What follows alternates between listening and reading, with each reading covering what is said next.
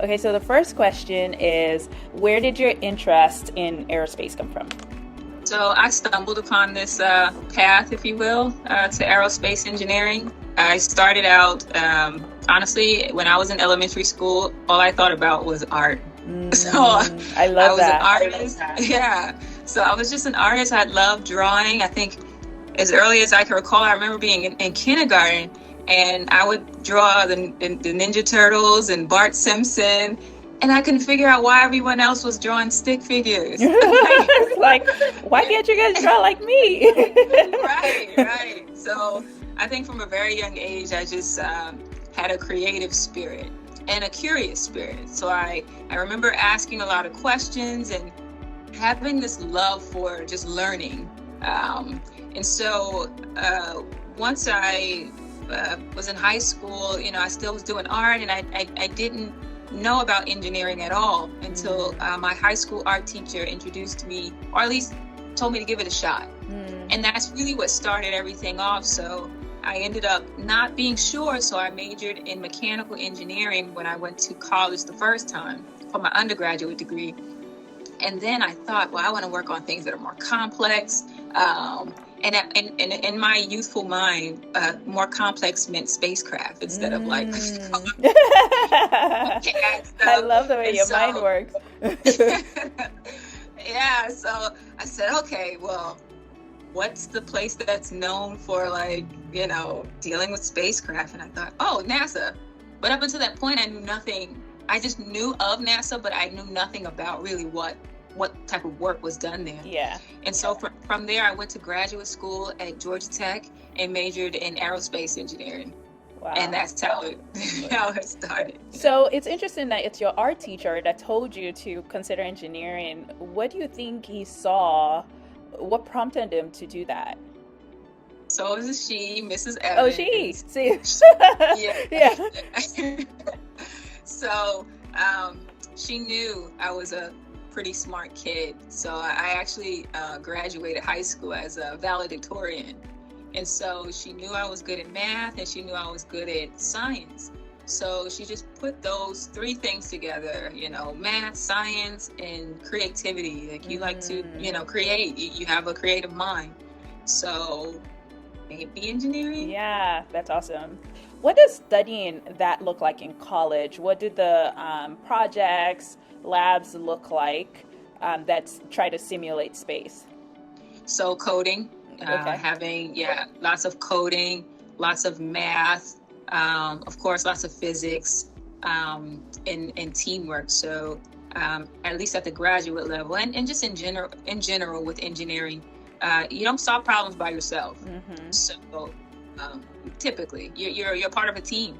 Yeah. So that's really important, just really being able to work with others well. And I think I learned how to do that over time. I don't think that was something that was natural for me as an introvert. Yeah. So what do you do now, and why does it matter? Now, so I design orbits and trajectories for NASA missions that are, they're not manned, right? So they don't have humans like astronauts on board. We do a lot of testing and things and simulations on the ground before it goes up to space. Why is it important? So just recently, like last summer, I actually went back to school and again and finished a degree in atmospheric physics, because to me it was important to get help the scientists to get their instruments up to space and into orbit. But I wanted to know why, right? I wanted to know, why were we putting things in space? Why are we, focusing on this whole climate change, stuff from space? And for me, it became important to dabble into the science to answer or to help to understand the why. And for instance, the focus of a lot of my work today is on coming up with constellations. So like you could think of like hives of spacecraft. So like working together to make observations on Earth that'll help us answer some of these really pressing climate change questions that we have. And so just coupling my knowledge as a engineer and as like this I'll call it like a budding scientist, right? What if we learn more about how the clouds and how, pollution and how all these things are really affecting climate change, and maybe there's something we could do to mitigate it, or maybe we'll just learn something about just the cycle of our, right? So that's just one particular area, but there's that question can be answered in so many ways. So then what is the most interesting or fascinating fact or thing you've learned about the Earth in your work that you didn't know before? So I didn't know how clueless we were about clouds.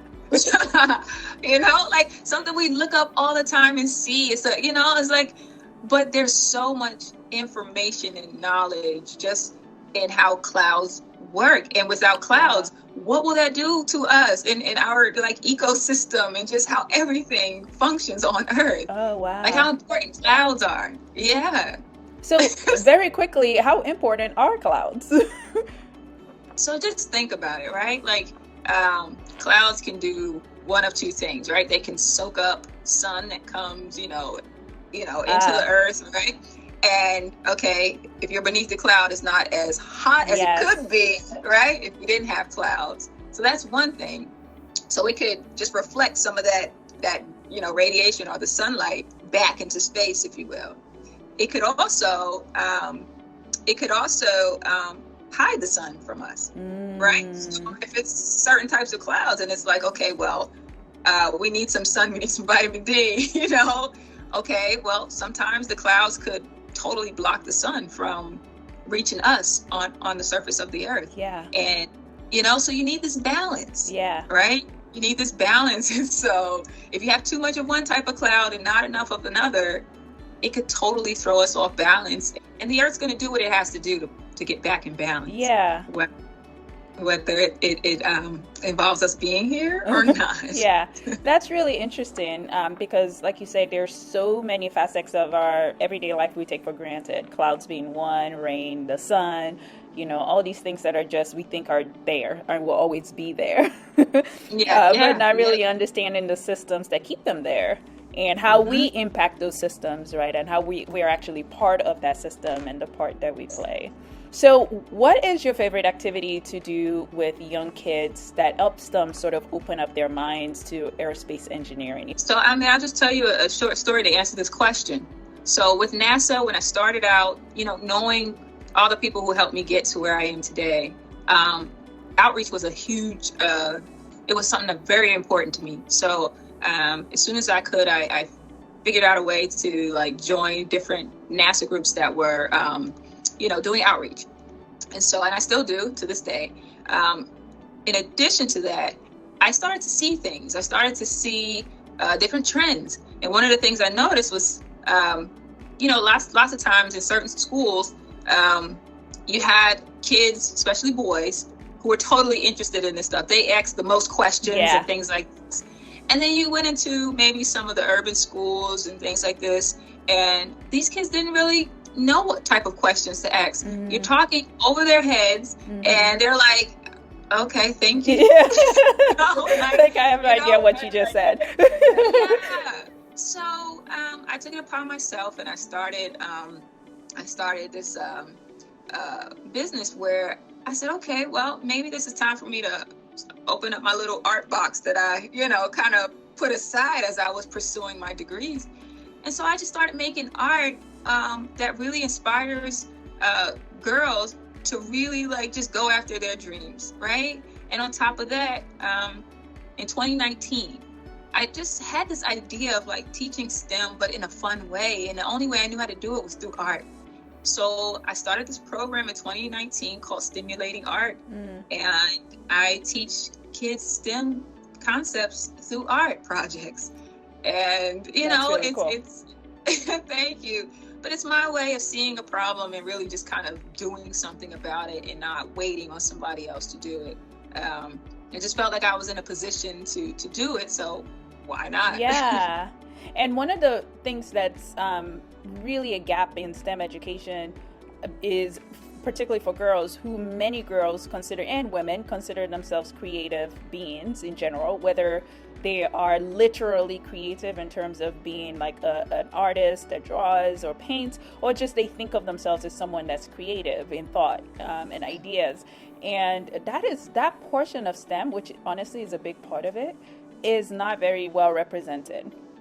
Absolutely. And so for kids, especially young girls, it's very easy for them to dismiss STEM as something that they're not, that doesn't resonate with them, because it's very features forward in the way we teach it.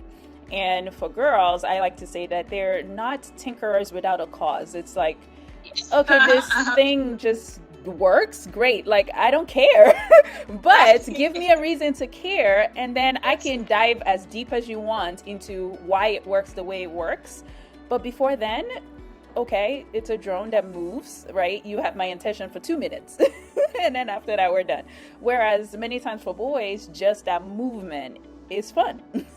The thing it does, it's fun. It doesn't need to have context, right? And so we lose a lot of girls because STEM is not contextualized, which is a lot of the work that we do, particularly for girls, is contextualizing STEM in a way that brings it into real life and answers the question why. Why should we care, right? Absolutely. So how do you do this with art? Give me an example of a project that you would do with girls in your program. Yeah.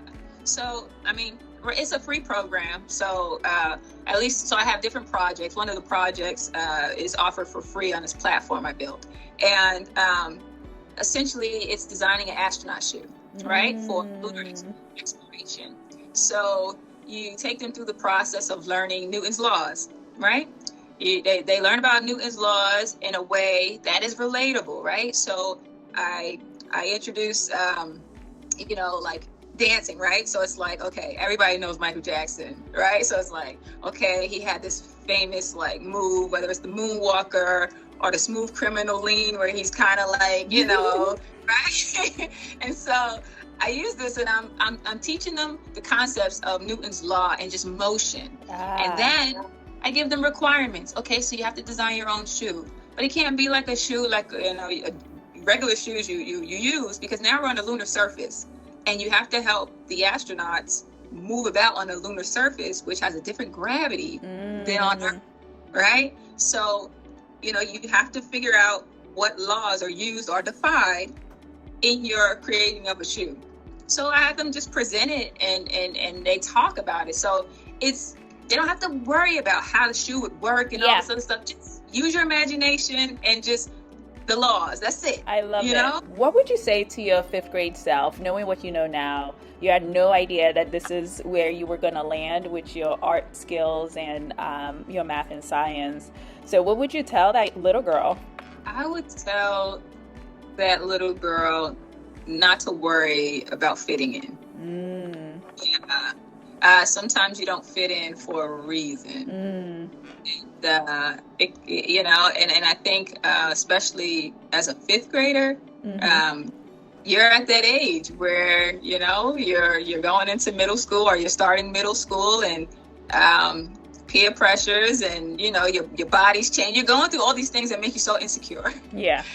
And I think just knowing it's going to be okay, and it's okay to be a little odd.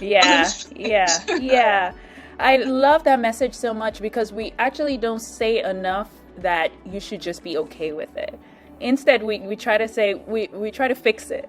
Usually it's sort of like, don't worry, you'll find your people, and da-da-da-da-da, or try to find a place where you fit in. But you're actually saying, don't even worry about fitting, and don't worry about standing out. That's you, right? And just embrace that, which is such an important message for girls, because who knows when we'll get to parity in STEM across all the different fields. And we can't wait until then before we have girls that can walk into rooms with their head held high and ready to contribute. Absolutely. And so I love that message for a young girl to just prepare their mind for those moments in their lives where they're going to feel somewhat awkward and different, and use that to their advantage, frankly. Absolutely. Wonderful. Well, I am so excited to share your thoughts with our audience. Wonderful. Thank you so much. Thank you. Have a wonderful weekend. You do the same. Alrighty, bye. Bye bye.